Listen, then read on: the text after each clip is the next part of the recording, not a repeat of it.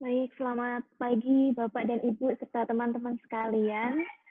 Terima kasih pada pagi hari ini yang sudah menyempatkan waktu untuk mengikuti kegiatan kami dari Departemen Gizi Kesehatan, Fakultas Kedokteran, Kesehatan Masyarakat dan Keperawatan Universitas Gadjah Mada, yaitu dalam rangka Pengatmas Digital, di mana kami ini adalah program perdana kami pada hari ini. Jadi kami akan memberikan materi-materi yang mungkin akan bermanfaat bagi Bapak Ibu sekalian untuk aplikasinya di masyarakat, terutama yang berkaitan dengan gizi dan kesehatan. Apakah suara saya bisa diterima dengan baik, Bapak Ibu?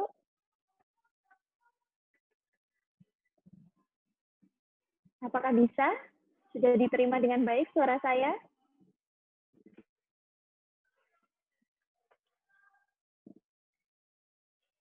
Jika bisa diterima dengan baik, maka kita akan melanjutkan ke sesi berikutnya, yaitu bagi Bapak Ibu, sebelum mengikuti kegiatan ini, kami mohon untuk mengisi link pretest yang ada di chatroom. Bagi Bapak Ibu yang mungkin merasa kesulitan mengakses link pretest, mungkin bisa disampaikan di chatroom juga, tetapi beberapa sudah ada yang submit.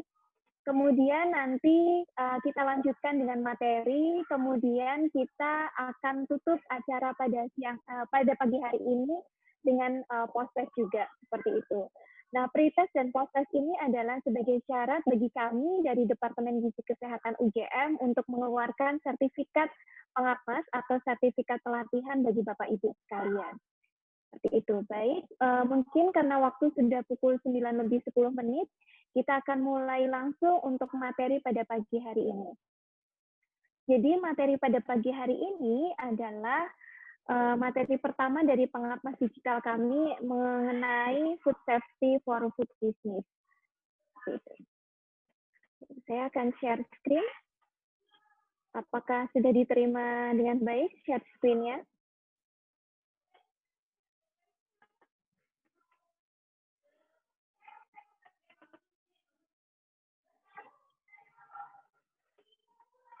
Baik, jika sudah, maka langsung saja. Jadi pada pagi hari ini, kenapa kita membahas keamanan pangan bagi para pelaku bisnis makanan, gitu ya? Karena sekarang di masa pandemi ini sebenarnya sedang tren di mana kebanyakan orang-orang itu adalah beralih pola hidupnya, di mana pola hidupnya adalah lebih ke pola hidup healthy lifestyle. Salah satunya adalah dengan lebih memperhatikan kepada makanan mereka. Sehingga customer yang sudah mulai perhatian terhadap makanannya, maka harus diikuti juga dengan kita para pelaku bisnis itu untuk memperhatikan atau meningkatkan pelayanan kita, salah satunya dari bidang kesehatan, bagaimanakah seharusnya keamanan pangan bagi usaha makanan kita, seperti itu. Jadi hari ini kita akan membahas mengenai 5 topik yang berkaitan dengan keamanan pangan atau food safety, di mana yang pertama adalah mengapa kita harus mengetahui yang namanya food safety, kemudian penyebab dari foodborne illness atau penyakit-penyakit yang disebabkan oleh makanan karena kita kurang memperhatikan food safety atau keamanan makanan. Kemudian bagaimanakah seharusnya kita menjalankan usaha bisnis kita dari aspek kesehatan, kemudian regulasi mengenai keamanan pangan yang ada di Indonesia, kemudian yang terakhir adalah bagaimanakah cara kita mengevaluasi dari penerapan keamanan pangan bagi usaha bisnis makanan kita. Seperti itu. Nah, yang pertama adalah kenapa kita harus mengetahui yang namanya keamanan pangan, gitu ya. Jadi sebenarnya ini adalah salah satu data yang dikeluarkan oleh Sentra Informasi Keracunan Nasional, di mana ini adalah di bawah Badan POM, di mana hasilnya itu adalah data yang tahun 2016, itu bahwa salah satu penyebab dari insiden keracunan nasional yang paling banyak itu adalah berasal dari makanan. Jadi insidennya itu sampai berjumlah 135. Kemudian baru diikuti dengan hal yang lain seperti minuman, binatang, tetapi jumlahnya tidak sebanyak seperti yang disebabkan oleh makanan, seperti itu. Jadi kenapa kita pentingnya untuk mengetahui yang namanya keamanan pangan bagi usaha makanan kita, karena makanan yang kita sajikan itu adalah mungkin salah satu sumber bahaya bagi kesehatan untuk pelanggan kita jika kita tidak memperhatikan dengan baik. Nah, kemudian data dari WHO pada tahun 2015 tercatat juga bahwa 600 juta kasus keracunan setiap tahunnya itu adalah menyebabkan sekitar 420.000 diantaranya meninggal dunia. Hanya karena keracunan makanan gitu. Hal yang mungkin sepele kita temui sehari-hari karena kita biasanya juga makan setiap hari, kemudian ternyata salah satu dari makanan kita mungkin bisa menyebabkan keracunan bahkan meninggal dunia. Kemudian diare dari keracunan makanan itu menyebabkan sekitar 230.000 kasus diantaranya itu menyebabkan kematian. Seperti itu. Nah, kemudian penyakit-penyakit yang disebabkan oleh makanan itu adalah atau biasanya kita sebut sebagai keracunan makanan, itu adalah salah satu penyebabnya disebabkan oleh bakteri, kemudian virus atau parasit yang masuk di dalam tubuh itu melalui makanan. Contohnya adalah mungkin beberapa tahun yang lalu gitu kita sempat adanya outbreak yang namanya virus hepatitis A. Kemudian yang disebabkan juga yang lainnya mungkin oleh bakteria salmonella. Kemudian juga misalnya kita mengkonsumsi daging merah yang tidak bersih gitu ya, itu juga bisa disebabkan oleh adanya cacing Taenia solium, itu biasanya pada sapi, kambing, ataupun pada babi gitu. Kemudian ada listeria, kemudian ada vibrio cholera yang menyebabkan penyakit kolera. Seperti itu. Kemudian yang kedua dari bahan kimia, kita juga ada yang mengenal yang namanya jamur gitu ya, ada mikotoksin, kemudian kadmium, merkuri dan lain sebagainya. Itu adalah cemaran-cemaran yang bersifat biologis, yaitu dari bahan kimia, kemudian dari bakteri, dari jamur. Nah, ada juga cemaran-cemaran yang lain yang pada makanan yang juga ternyata berbahaya bagi kesehatan, yaitu cemaran yang bersifat fisik. Jadi kita mungkin sering menemui yang namanya cemaran yang berupa rambut, kemudian staples yang seharusnya tidak digunakan untuk makanan, tetapi sering kita temui gitu ya. Kemudian mungkin hal-hal yang lain adalah misalnya ada hewan-hewan kecil, kemudian ada butiran batu dan seterusnya. Itu adalah termasuk dalam cemaran fisik pada makanan. Nah, jadi pertanyaan yang ketiga, bagaimanakah seharusnya kita menjalankan bisnis makanan kita dari aspek kesehatan? Gitu. Jadi sebenarnya untuk menjalankan bisnis kita ada hal-hal yang memang harus kita perhatikan secara detail setiap tahapannya. Tidak hanya pada saat penyajian kepada customer, tidak hanya saat packaging makanan atau pengemasan makanan, atau tidak hanya sekedar ketika proses pengolahan. Ternyata yang berkaitan dengan keamanan pangan itu adalah ada 3 tahapan yang harus kita perhatikan. Yang pertama adalah tahap persiapan, kemudian pengolahan, dan bagaimana distribusinya kepada pelanggan kita gitu. Jadi dari awal dari kita mempersiapkan bahan tersebut, mulai mencuci, membeli bahan makanan, kemudian memotong, kemudian proses pengolahannya ketika memasak, sampai dengan kemudian distribusi kepada pelanggan kita seperti itu. Nah, mungkin kita bisa memperhatikan video berikut ini.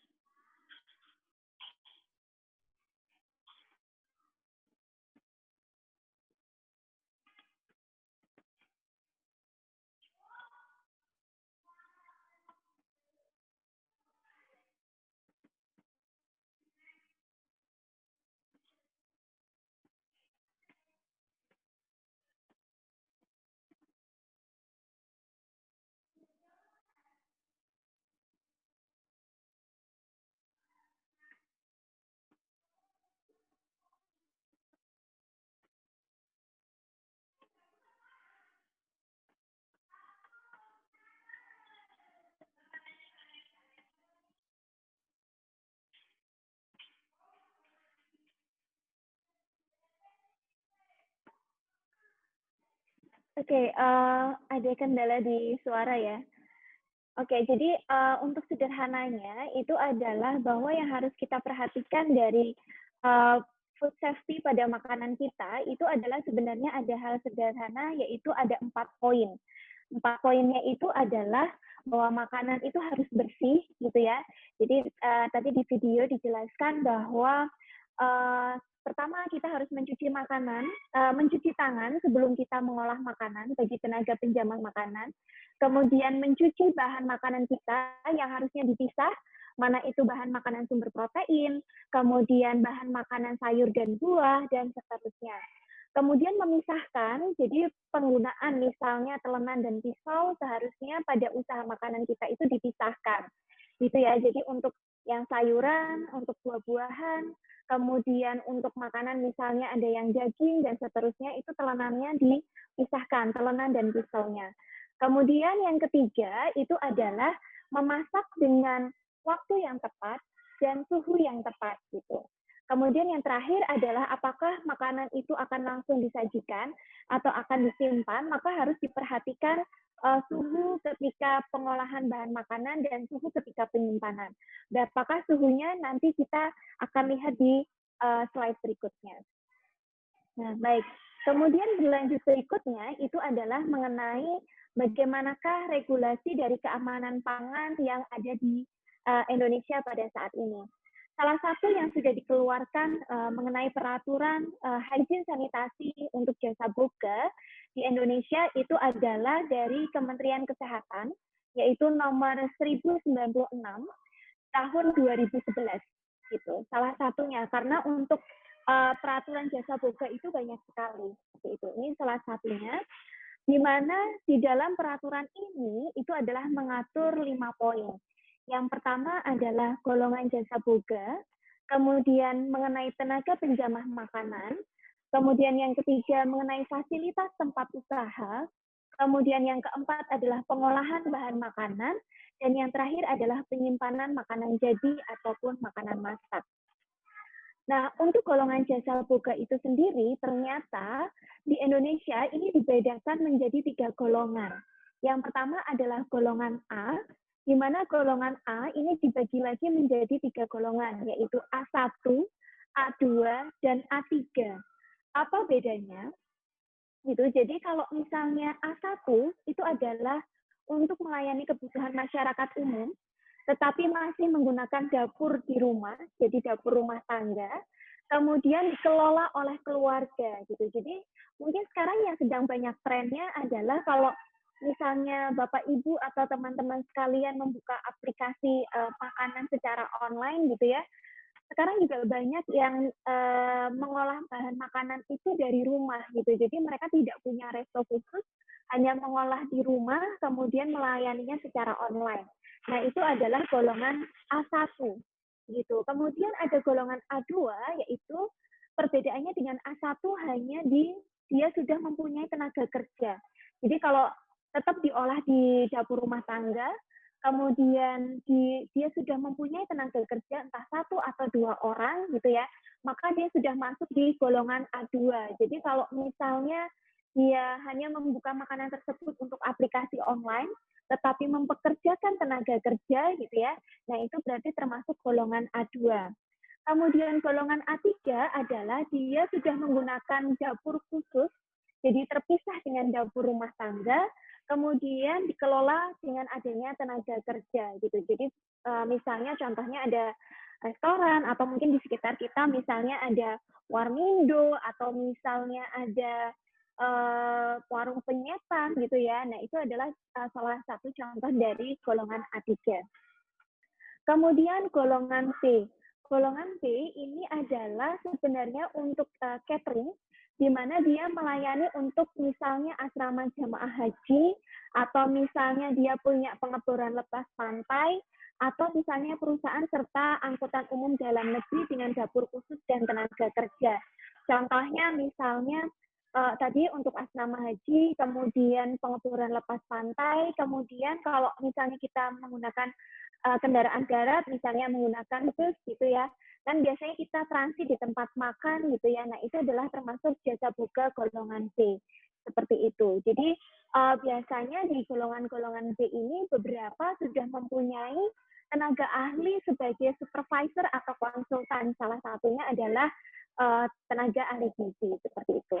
Kemudian golongan C ini adalah golongan di mana dia melayani alat angkutan umum internasional. Salah satunya adalah pesawat udara. Mungkin di tempat kita contohnya adalah aero catering service, gitu ya. Jadi yang biasanya melayani untuk Garuda dan beberapa jenis pesawat terbang, gitu. Jadi ada 3 golongan tersebut untuk jasa boga. Kemudian peraturan mengenai tenaga penjamah makanan. Ternyata di nomor 1096 ini adalah bahwa tenaga penjamah makanan itu tidak bisa sembarangan. Mungkin ini nanti bisa diaplikasikan bagi usaha jasa makanan Bapak Ibu sekalian, gitu ya, baik yang diolah masih oleh keluarga maupun sudah ataupun sudah yang mempunyai karyawan seperti itu. Nah, persyaratannya adalah sebenarnya ada 2 syarat. Yang pertama adalah sudah memiliki sertifikat kursus hygiene sanitasi makanan, di mana Bapak Ibu atau teman-teman sekalian bisa mengikuti ini biasanya diselenggarakan oleh Departemen Kesehatan di kabupaten masing-masing, gitu ya. Dan biasanya bagi usaha yang akan mengajukan PIRT atau pendaftaran itu adalah ada sertifikat kursus hygiene sanitasi makanan. Kemudian berbadan sehat dan tidak menderita penyakit menular. Jadi kalau misalnya ada tenaga penjamah makanan dari Bapak Ibu sekalian ada yang sakit flu gitu ya, itu sebaiknya tidak masuk bekerja terlebih dahulu gitu. Kemudian yang kedua, melakukan pemeriksaan kesehatan secara berkala minimal 2 kali dalam 1 tahun gitu ya, pemeriksaan kesehatan secara umum gitu atau general check up. Nah, ini adalah salah satu contoh untuk sertifikat kursus hygiene sanitasi makanan yang dikeluarkan biasanya salah satunya oleh Departemen Kesehatan. Kemudian ini adalah sertifikat layak hygiene sanitasi jasa boga yang biasanya adalah berlaku selama 3 tahun, nanti kemudian akan dievaluasi lagi oleh Dinas Kesehatan. Gitu. Nah, sertifikat tersebut atau sertifikat layak hygiene sanitasi jasa boga itu tidak berlaku apabila ada 4 hal. Yang pertama itu adalah terjadi pergantian pemilik. Jadi restorannya sama, tetapi pemiliknya berganti, itu adalah harus mengulang lagi untuk sertifikat layak hygiene sanitasi jasa boga. Yang kedua adalah pindah lokasi atau alamat, gitu ya, karena mungkin tempatnya berbeda, keadaan kebersihannya juga berbeda, gitu. Jadi harus mengajukan sertifikat kembali. Kemudian tidak melakukan kegiatan selama 1 tahun berturut-turut, atau yang terakhir itu dicabut karena adanya kejadian keracunan karena dari makanan yang kita sajikan. Seperti itu. Jadi ada 4 poin. Kemudian di peraturan ini juga membahas mengenai bagaimanakah seharusnya fasilitasi sanitasi di tempat usaha kita. Yang pertama adalah diatur bagaimana sebenarnya tempat cuci tangan. Jadi kalau misalnya kita punya 10 karyawan atau kurang, paling tidak ada 1 tempat cuci tangan untuk karyawan dan 1 tempat cuci tangan untuk pelanggan kita. Yang kedua adalah jamban. Jamban itu adalah kalau misalnya kita punya 1 sampai dengan 10 karyawan, itu paling tidak punya 1 jamban untuk karyawan dan 1 jamban untuk pelanggan. Tetapi nanti apabila terjadi peningkatan jumlah karyawan, per 10-nya harus menambah 1 jamban. Gitu ya. Jamban di sini adalah untuk buang air kecil. Nah, dibedakan dengan tempat peturasan atau untuk buang air besar. Itu ya biasanya ditambahkan adalah 1 peturasan itu adalah untuk 30 karyawan gitu. Jadi untuk di peraturan ini dibedakan gitu. Nah, nanti kalau misalnya ada pertambahan jumlah karyawan, maka ada pertambahan jumlah tempat sanitasi. Selain itu juga di peraturan ini juga dibahas mengenai standar untuk bagaimanakah ukuran tempat usaha itu yang seharusnya gitu. Jika Bapak Ibu ingin mengetahui lebih lanjut gitu ya, misalnya untuk saya ingin jualan ayam penyet gitu, jadi ukuran usahanya itu harusnya seperti apa, tempatnya, kemudian dapurnya seperti apa, kemudian alur untuk menerima bahan makanan sampai bahan makanan itu jadi, itu sudah ada peraturannya gitu. Nah, ini adalah suhu untuk penyimpanan bahan makanan yang ternyata untuk jenis bahan makanan itu berbeda-beda, tergantung Bapak Ibu ingin menyimpannya berapa lama. Apakah 3 hari atau kurang, 1 minggu, atau bahkan 1 minggu lebih. Gitu. Jadi ini adalah untuk bahan makanan mentah. Contohnya misalnya untuk daging, ikan, atau protein hewani yang lainnya, kalau ingin misalnya disimpan dalam waktu 3 hari, maka suhunya adalah -5 sampai dengan 0 derajat. Telur susu 5 sampai dengan 7, sayur buah 10 derajat, kemudian tepung dan biji-bijian itu adalah pada suhu ruang atau sekitar 25 derajat. Tetapi apabila langsung digunakan, maka dari distributor bahan makanan kita bisa langsung diolah. Ini adalah untuk makanan-makanan yang mungkin kita pesan untuk kita simpan terlebih dahulu, sehingga kita perlu secara rutin mengecek temperatur dari tempat penyimpanan bahan makanan kita.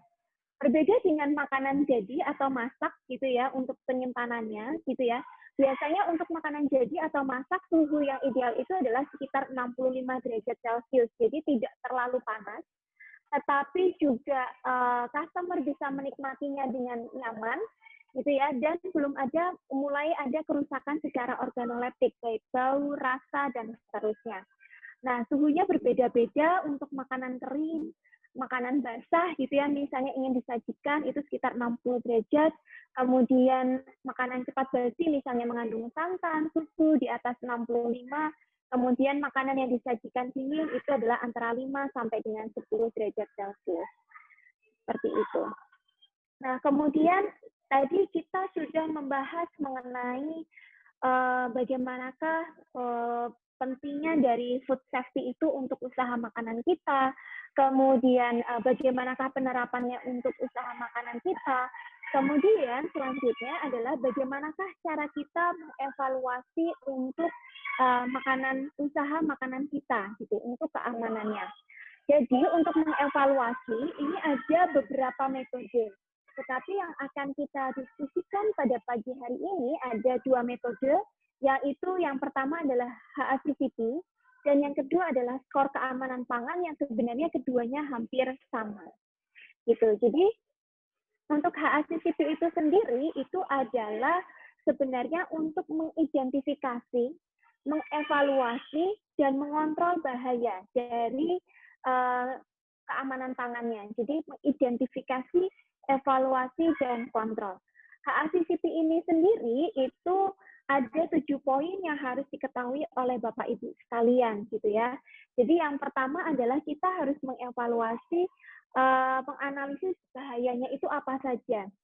Gitu. Jadi misalnya mungkin kita bisa memberikan contoh, misalnya Bapak Ibu sekalian ingin mengolah yang namanya sari kedelai misalnya, sari kedelai gitu ya. Kemudian bahayanya apa saja, misalnya untuk cemaran biologinya, misalnya adanya bakteri, kemudian cemaran fisiknya, misalnya adanya kotoran atau misalnya tanah, nah itu harus ditentukan. Kemudian yang kedua adalah kita menentukan critical control point-nya. Critical control point-nya adalah misalnya kita ingin melakukan sebelum pengolahan dari sari kedelai, misalnya kedelainya itu harusnya dicuci, kemudian dipastikan tidak ada cemaran fisik, kemudian menggunakan mutu kedelai yang bagus. Kemudian yang ketiga adalah critical limit gitu ya. Jadi menentukan misalnya seharusnya kedelai ini tuh diolah di suhu yang berapa agar tidak terjadi kerusakan seperti itu. Kemudian yang keempat itu adalah kita membuat sistem monitornya untuk mengontrol CCP-nya gitu ya, untuk mengontrol critical control point-nya. Jadi misalnya seharusnya kedelai ini adalah diolah pada suhu 60 derajat misalnya atau 80 derajat seperti itu. Itu adalah salah satu monitornya.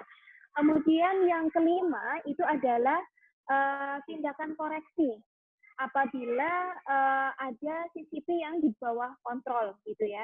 Jadi misalnya harusnya diolah di suhu 80 derajat tetapi kita mengolahnya hanya di suhu 50 derajat gitu. Jadi SOP-nya atau standar bekerja kita yang harus diperbaiki. Kemudian kita yang keenam itu adalah mengeluarkan prosedur yang terbaru atau yang sudah direvisi. Kemudian yang ketujuh adalah didokumentasikan. Jadi perlu mencatat gitu. Jadi kalau misalnya kita punya usaha makanan adalah akan lebih baik kita punya SOP-nya. Jadi biasanya kita sebut adalah SOP di dapurnya seperti apa gitu. Apakah kita punya standar resep, kemudian standar pengolahan, suhunya berapa, sehingga ketika terjadi misalnya ada karyawan yang resign dan seterusnya adalah salah satu dampaknya adalah kita tetap bisa menjaga kualitas dari makanan yang kita produksi seperti itu. Nah, ini adalah langkah-langkahnya dari HACCP gitu ya. Tadi yang sebenarnya menerapkan 7 langkah tersebut, tetapi ini adalah kegiatannya di lapangan itu seperti apa. Nah, kalau misalnya kita kesulitan untuk menerapkan yang namanya HACCP, karena memang untuk HACCP ini prosesnya agak rumit gitu ya. Jadi ada beberapa critical control point yang harus dijawab mulai dari Q1 sampai dengan Q4 gitu untuk menentukan apakah itu critical control point atau tidak gitu ya. Jadi ada, nah ini contohnya hasil dari dokumentasi dari HACCP.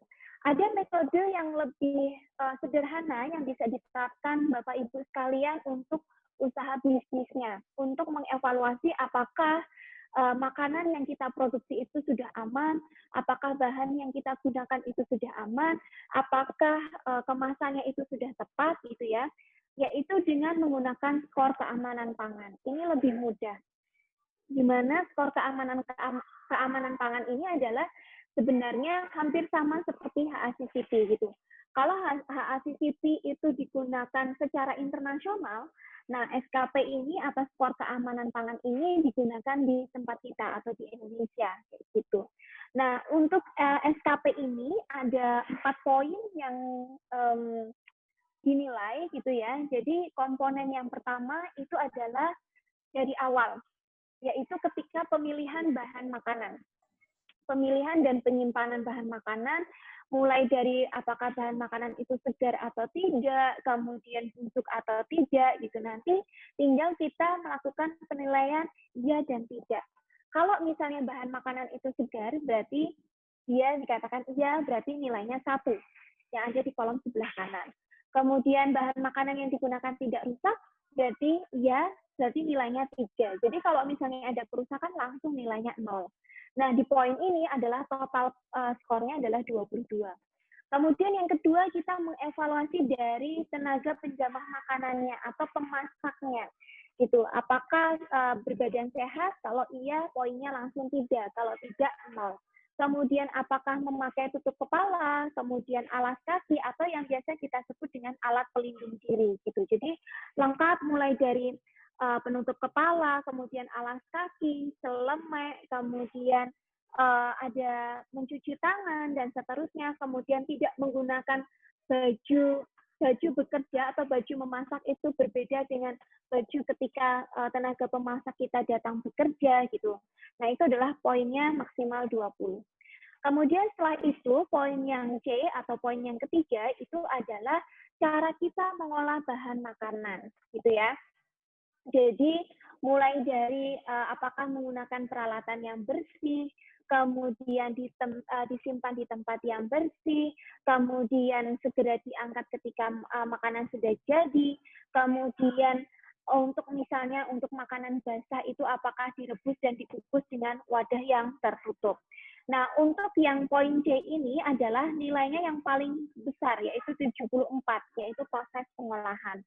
Kemudian yang terakhir itu adalah proses distribusi makanan, di mana kita juga memperhatikan apakah tempat makanannya itu bersih dan tertutup, yang membawa makanan berpakaian bersih dan mencuci tangan, dan seterusnya.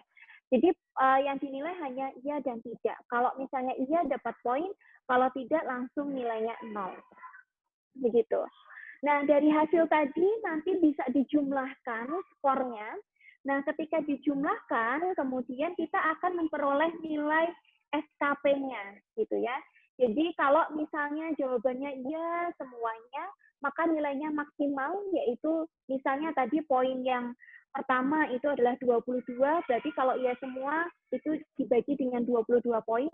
Tapi kalau misalnya ada jawaban yang tidak, misalnya poinnya jadi 18 dibagi 22, maka akan diperoleh skor yang berbeda. Nah, ini nanti akan dibedakan berdasarkan SKP, makanan itu dibedakan menjadi menjadi 5. Yang pertama adalah SKP maksimal, yaitu poinnya 1, jika semua kriteria terpenuhi. Jadi nilainya ya semua. Yang kedua adalah SKP untuk kategori baik, yaitu antara 0,97 sampai dengan 1. Kemudian kategori sedang itu adalah 0,97 sampai 0,93. Kemudian yang keempat itu adalah rawan tetapi masih aman dikonsumsi, itu biasanya jatuhnya di bagian pengolahan, itu antara 0,62 sampai dengan 0,93.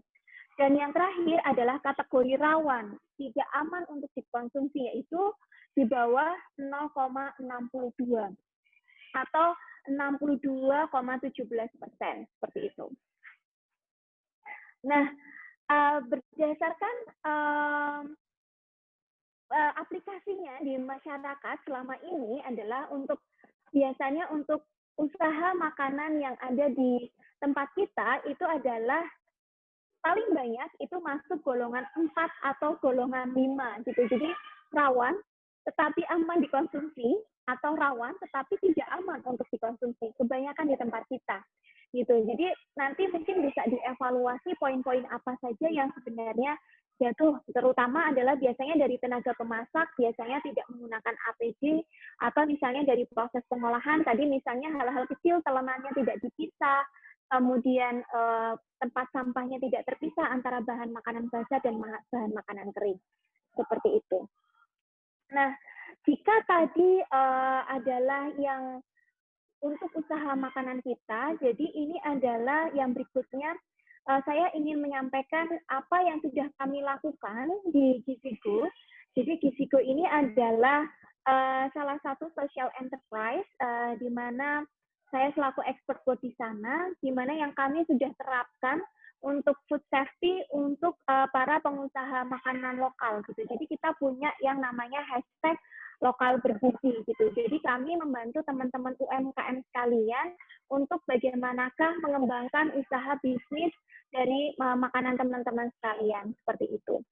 Di mana mungkin di sini kita akan memberikan beberapa contoh penerapan dari food safety untuk food business bagi teman-teman UMKM yang ada di bawah binaan kami gitu ya.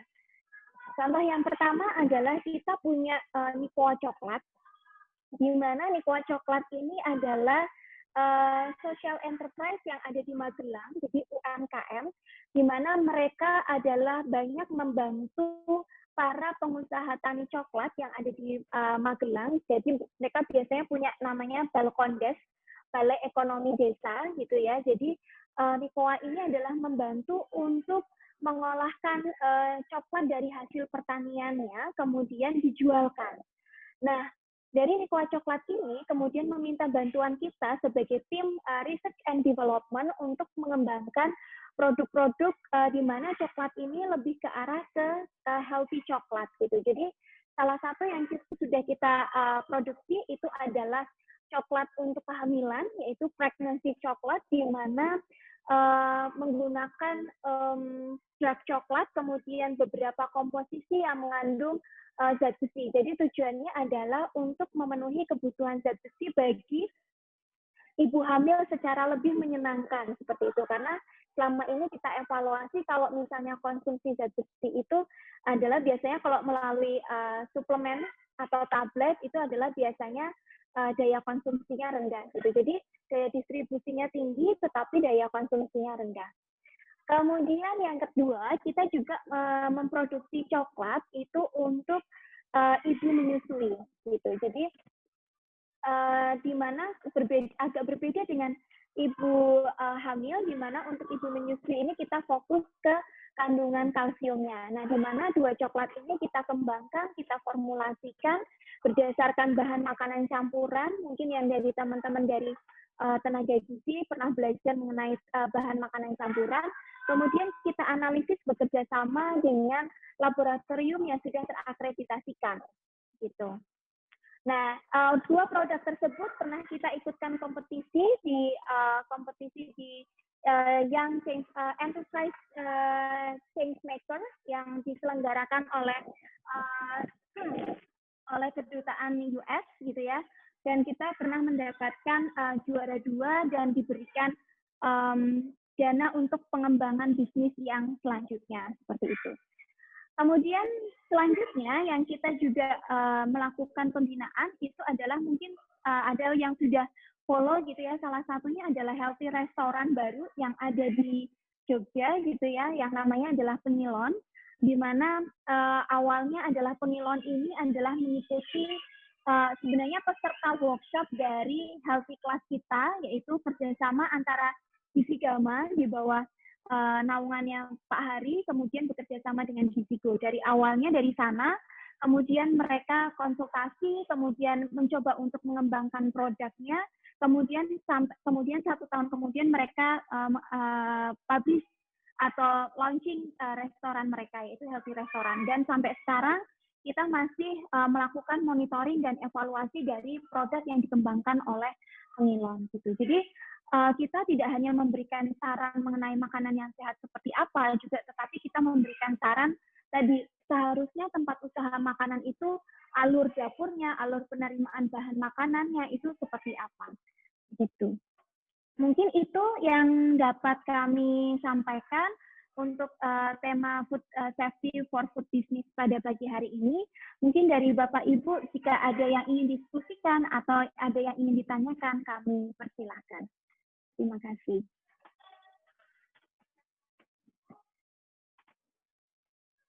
Mungkin ada yang ingin ditanyakan? Untuk materi, nanti bisa Bapak Ibu sekalian melihat di YouTube channel-nya Gizi Kesehatan, gitu ya. Jadi untuk materinya bisa dilihat di sana, seperti itu.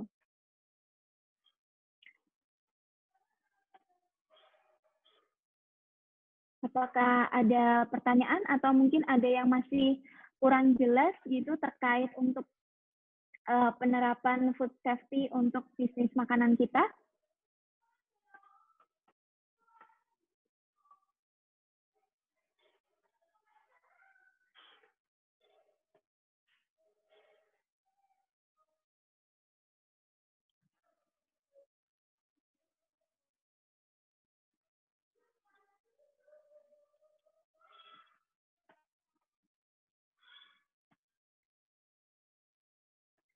Oke, baik.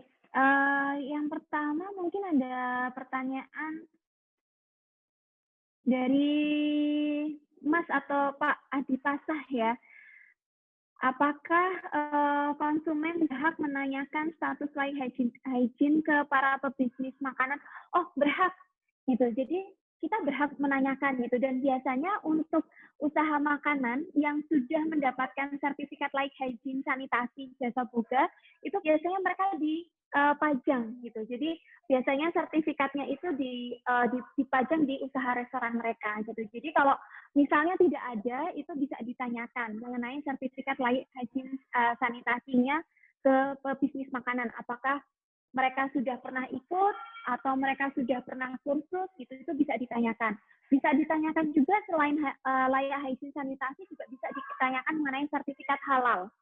Gitu. Jadi sekarang untuk para pengusaha makanan mungkin tidak hanya sekedar dipikirkan mengenai saya mau jualan apa, bentuk makanannya seperti apa, tetapi langkah kedepannya adalah apakah ini misalnya mau didaftarkan produknya, kemudian harus misalnya untuk mendapatkan PIRT gitu ya, kemudian misalnya akan mengikuti sertifikasi untuk layak hygiene sanitasi, maka tidak hanya untuk usahanya saja, tetapi juga tenaga penjamahnya. Kemudian selanjutnya mungkin adalah misalnya ada Bapak Ibu sekalian yang membutuhkan sertifikasi untuk halal juga bisa dipertimbangkan.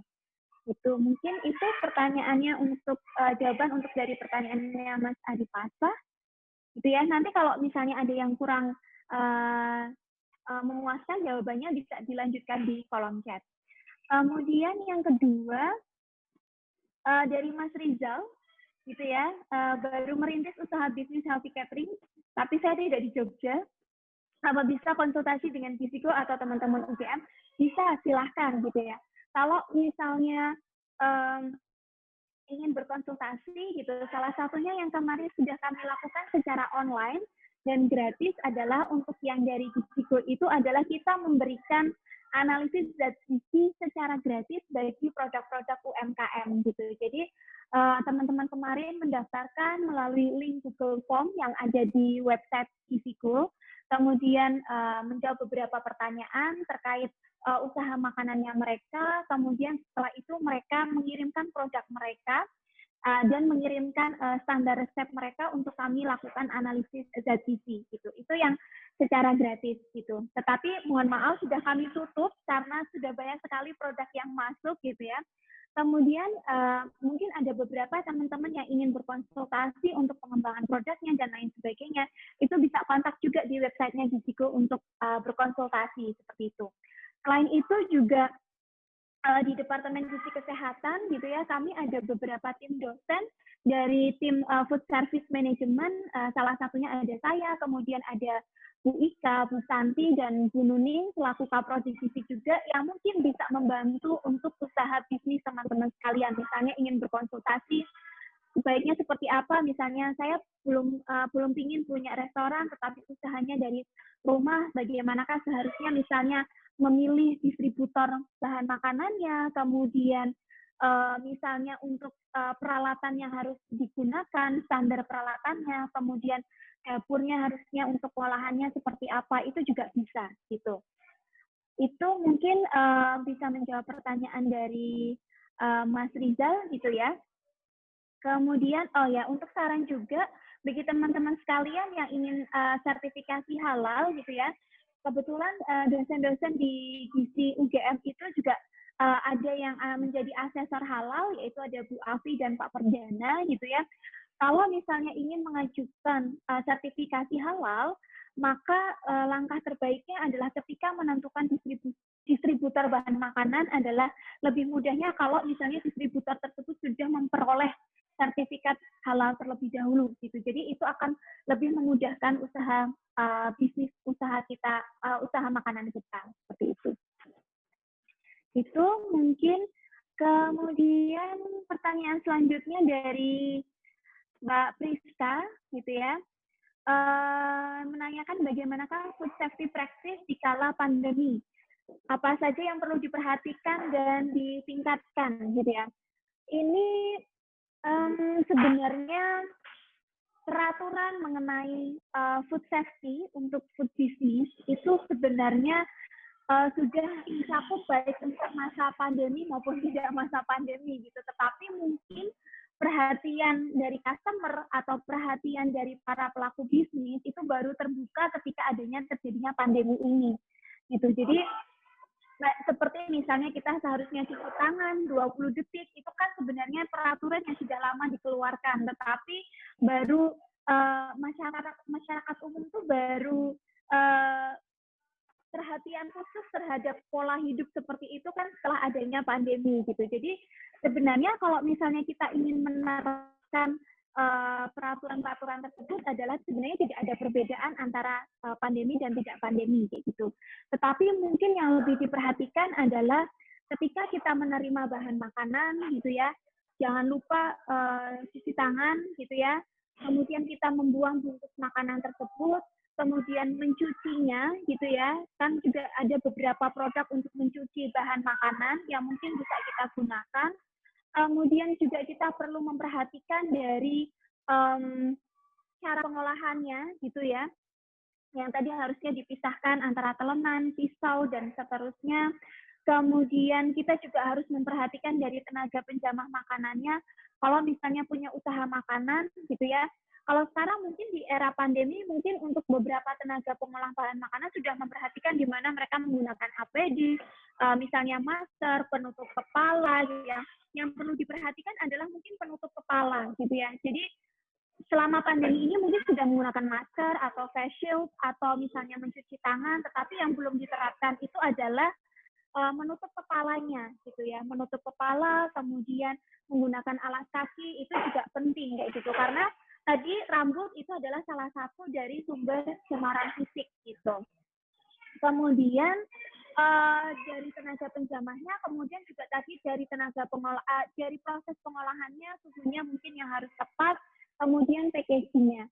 Nah, mungkin kita untuk packaging itu kan sekarang macam-macam ya, apalagi kalau misalnya kita pesan makanan secara online, gitu ya, salah satu yang meningkatkan rate atau misalnya bintang dari usaha makanan kita di aplikasi tersebut itu kan juga salah satunya adalah packaging atau kemasan gitu, karena itu yang berdampak langsung bagi customer gitu atau pelanggan makanan kita gitu. Jadi mungkin perlu diperhatikan juga packagingnya, apakah makanan kita akan disajikan panas atau disajikan dingin gitu kan, karena sekarang juga ada makanan yang plastik ataupun misalnya kertas dan lain sebagainya, sekarang kan bentuknya macam-macam dan bagus gitu. Jadi mungkin kita perlu uji coba juga apakah makanan itu akan awet di bungkus makanan tersebut gitu, karena kan beberapa makanan kayak misalnya kita jual siomay gitu, biasanya dimasukkannya di cup plastik gitu, dan beberapa mungkin cup plastiknya jadi itu bahasa Indonesia apa ya, jadi kena panas gitu ya, jadi plastiknya itu mungkin kena panas itu kemudian mengkerut dan lain sebagainya, itu juga harus kita perhatikan kayak gitu, karena juga sekarang kan customer kalau misalnya packagingnya tidak bagus, itu pasti juga akan mempengaruhi bintang atau rate makanan kita di aplikasi tersebut. Itu mungkin yang harus diperhatikan gitu ya selama pandemi ini kayak gitu. Kemudian pertanyaan selanjutnya, oke, ada Bu Afiria yang komen gitu ya di sini. Jadi mungkin nanti bagi teman-teman sekalian yang ingin menanyakan untuk sertifikasi halal bisa ditanyakan ke Bu Afiria gitu ya. Kemudian pertanyaan selanjutnya dari Mbak Hanif Adinaya. Bisnis makanan kecil-kecilan buat sendiri di rumah, apakah perlu sertifikat izin menjual makanan halal, hygiene, dan lain sebagainya gitu. Kalau misalnya skalanya masih A1, golongan A1 tadi ya, menggunakan dapur rumah tangga, kemudian masih dikelola oleh keluarga gitu ya, maksudnya mungkin masih usaha kecil-kecilan gitu ya, mungkin belum perlu sertifikasi. Tetapi ke depannya, ketika usaha makanan tersebut berkembang, itu adalah bagi owner atau pemiliknya perlu diperhatikan. Gitu. Jadi misalnya masih golongan A1, kemudian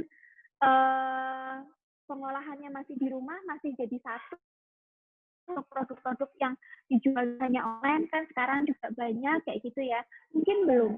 Tetapi ke depannya ketika semakin banyak usaha, kemudian semakin banyak yang order, kemudian mungkin masuk dalam aplikasi online, kemudian mulai memisahkan antara dapur rumah tangga dengan dapur produksi makanan yang mungkin perlu mulai diperhatikan gitu. Atau misalnya dari owner sudah ada kepikiran untuk mendaftarkan nama dagangnya atau misalnya produknya itu, maka perlu diperhatikan karena biasanya untuk pengajuan KIRT itu juga sekalian untuk pengajuan sertifikat layak hygiene sanitasi sekaligus pelatihan.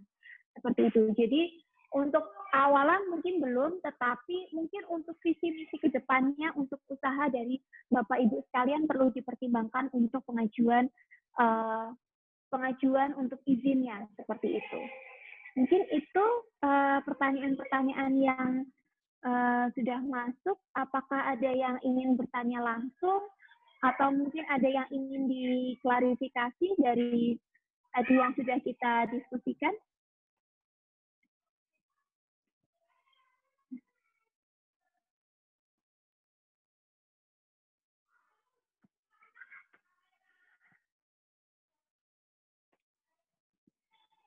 Kalau misalnya tidak ada, bagi Bapak Ibu sekalian, untuk mendapatkan sertifikat kami mengingatkan kembali bahwa Bapak Ibu perlu mengisi link post-test, gitu ya. Mungkin dari Pak Hari atau Bu Dani bisa mengirimkan kembali link post-testnya di chatroom, gitu ya, untuk Bapak Ibu sekalian mendapatkan sertifikat dari Departemen Gizi Kesehatan UGM, gitu ya. Untuk limfostesnya ini adalah syarat untuk memperoleh sertifikat yang nanti sertifikatnya ini akan kami kirimkan melalui email yang sudah didaftarkan pada saat pendaftaran kemarin. Mungkin seperti itu, karena sudah tidak ada pertanyaan dari Bapak Ibu sekalian, kita mau menutup acara pada pagi hari ini. Terima kasih kepada Bapak Ibu yang sudah berkenan untuk menghadiri acara pertama kami, yaitu Digital Pengapmas dari Departemen Gizi Kesehatan UGM. Kami masih ada rangkaian acara selanjutnya untuk Digital Pengapmas. Nanti bisa dilihat di Instagram kami, jangan lupa untuk follow Instagram Gizi Kesehatan UGM, gitu ya, untuk mengetahui informasi lebih lanjut mengenai program-program pengabdian masyarakat dari dosen-dosen Gizi Kesehatan FKKM UGM yang bisa diakses secara gratis dan mendapatkan sertifikat, dan kita bisa update pengetahuan terbaru mengenai bidang ilmu gizi dan kesehatan. Mungkin seperti itu. Terima kasih untuk partisipasi dari Bapak Ibu sekalian dan selamat pagi.